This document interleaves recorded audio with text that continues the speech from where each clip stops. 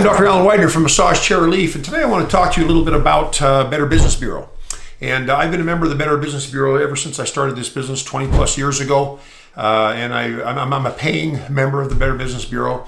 And I've had reviews over the years from people who have not been happy or been happy with me. And this is not uncommon for most companies that expose themselves on Better Business Bureau, because Better Business Bureau is supposed to be an objective third-party trust site where you can go and read reviews and find reviews about a company that you want to buy a chair from or that you bought a chair from. Now, here are some things that you need to be aware of when you're looking at Better Business Bureau. Number one, the company that you bought the chair from, let's say I'm just throwing names out there, Monarch Massage Chairs. Well, let's say you buy a Monarch massage chair from a dealer, and let's say you buy it direct from them online, which is commonplace now. You see advertisements for these direct-to-consumer chairs. You buy them off of a Facebook ad or Instagram ad or a TikTok ad, and then so now you've got this chair, and you find out that the chair's a piece of junk, and you cannot get a hold of them, or you submit a ticket asking for help with fixing your chair, and they just drag it out, dropping the ball left and right, and it takes months to even feel like you're making any headway to get your chair fixed.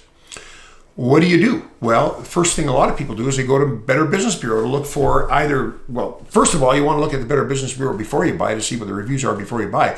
But when you go to Better Business Bureau to find the company so you can make a complaint, can you even find them?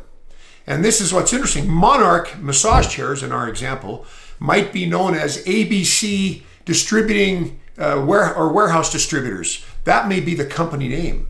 And so they have that on there to say that they register as that name, but you have no idea that that's their corporate hidden income tax name. And so you go to Better Business Bureau looking for Monarch massage chairs, you can't find them. And but all the while they're there because they want to be on Better Business Bureau to say that they are on Better Business Bureau, and they have an A+ rating because Better Business Bureau does rate each business on there based on the algorithm that they use. Well, what happens if you can't find Monarch massage chairs because they're hidden behind the doing business as name of the company? So, anyways. That's one problem that you have with Better Business Bureau. And it's not a problem with Better Business Bureau. It's a problem with people manipulating the Better Business Bureau system. So, if you want to get a review on Massage Chair Relief, you will find Massage Chair Relief on the Better Business Bureau. You won't find our parent name, which was AM6 Distributing originally.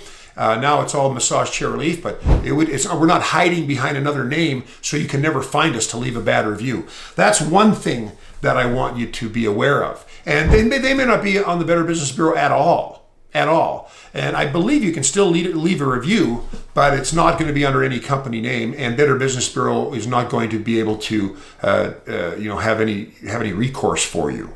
So anyways, Better Business Bureau, point number one. Second one, and this is a big deal because I remember a customer saying to me, well, I checked this company on the Better Business Bureau, and they had a lot of complaints, but they were all resolved. Well, that's great. I'm glad the company was finally forced to resolve some complaints from customers. But my question is, why did it take the Better Business Bureau as the last step in having a recourse with a chair that's a piece of junk or that you're having problems with, or a company that's not going to support you? Why did it take that many months? Like six, some of them you'll read, it'll be like 6 months. The reviews will say resolved, and you'll see it's like been 6 months.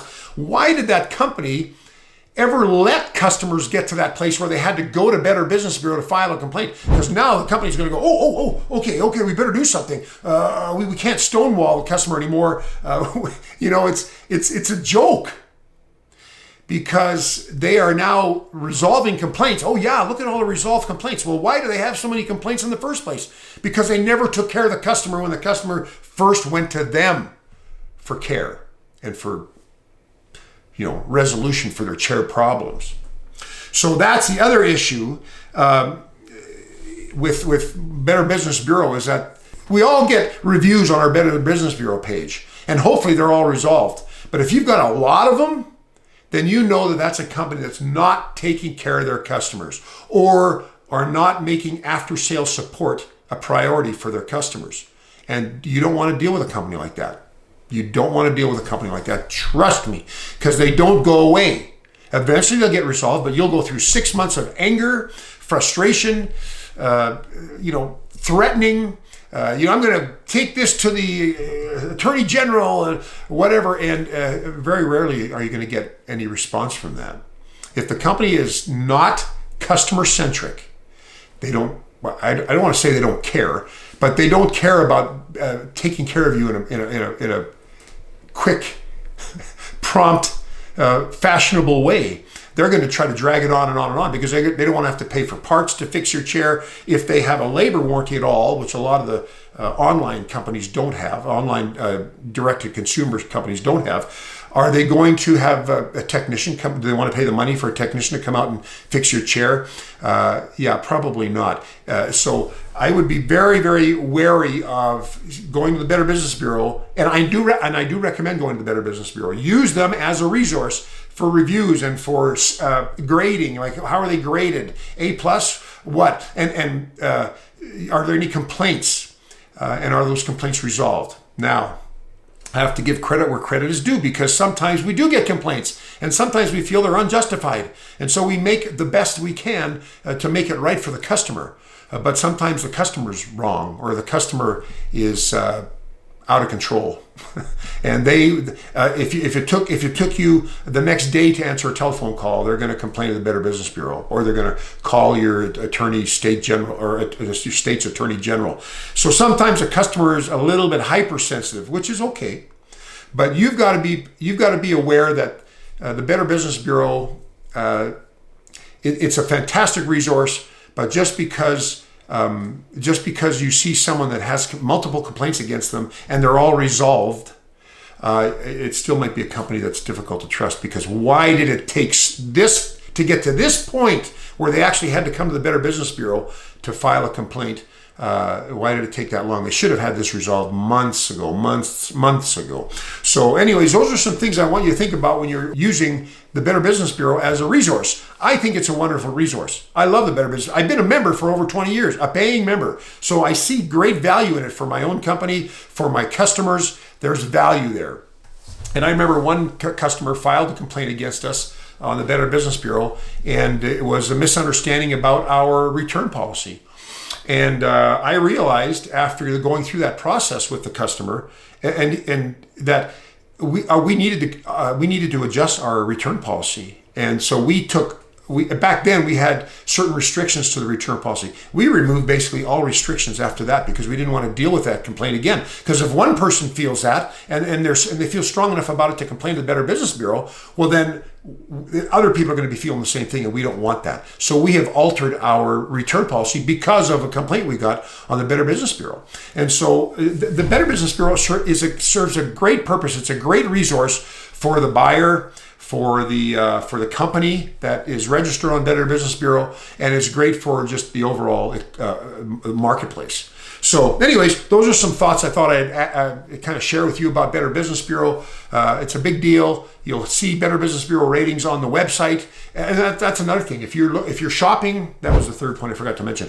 If you're shopping for a massage chair and you're looking at a website and it says member of the Better Business Bureau since such and such a year, A plus grade, well, go to the Better Business Bureau and see that. Make sure you can find the company, because if you cannot find the company, either they're lying about the Better Business Bureau rating, or they have it under a ghost name, so the customers can't find them to file a complaint. And that's why they're A plus, because nobody can find them, so there's no complaints, so they're A plus. So make sure you maybe follow through on that. That's something a lot of people don't think about. Check with the Better Business Bureau. Make sure that company is a Better Business Bureau member, or at least on Better Business Bureau, so you always have that recourse should it ever come to that, and hopefully it never does. Anyways, I hope you found this video helpful. If you did, please feel free to thumbs up, like us on our YouTube channel, and help us spread the word about massage chairs by sharing this video or any of our videos, and we've got over 1,000, with your friends and family on your various and sundry social media platforms. Hope you have a fantastic day, and I will see you on the next video. Bye-bye.